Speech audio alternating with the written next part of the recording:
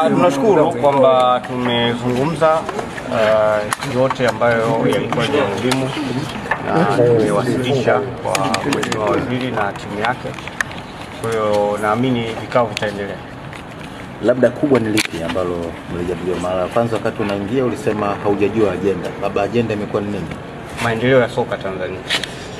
Halihusiani na mchezo namba 184 dhidi ya Yanga? Maendeleo ya soka Tanzania. Kama yapi mwenyekiti?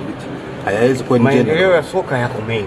Yeah. Maeneo mengi ambayo waziri kama mnavyofahamu ni mpya katika wizara hii, pamoja na uzoefu mkubwa walionao, lakini kuna mambo ambayo yanatakiwa tujadiliane ili kuweza kupata mtazamo wa pamoja. Kwa hiyo yanajadiliana na klabu mbili tu za Simba na Yanga au kuna lipi lingine ambalo limejiri? Sasa hiyo inabidi umuulize yeye kwa nini mwaita Simba na Yanga. Lakini sisi tumekuja kuwakilisha Simba. Kwa hiyo aliowakilishwa na watu wengine mimi sijui. Halikuwepo la Simba. Kwanza sijui hata kama Yanga mwenyekiti. Na katika majadiliano yenu kwenye kikao mmefikia hatua gani? Kwenye hayo vikao vinaendelea. Leo tumeanza kikao cha awali, tutafanya tena kikao wakati mwingine. Sawa, mwenyekiti, wakati Young Africans wanatoka walisema miongoni mwa kilichojadiliwa ilikuwa ni mchezo wenu wa Yanga na Simba.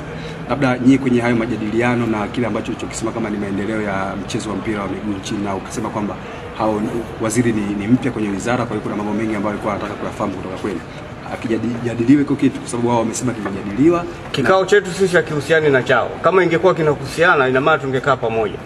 Kwa hiyo siwezi kujibia jambo ambalo sikulishuhudia.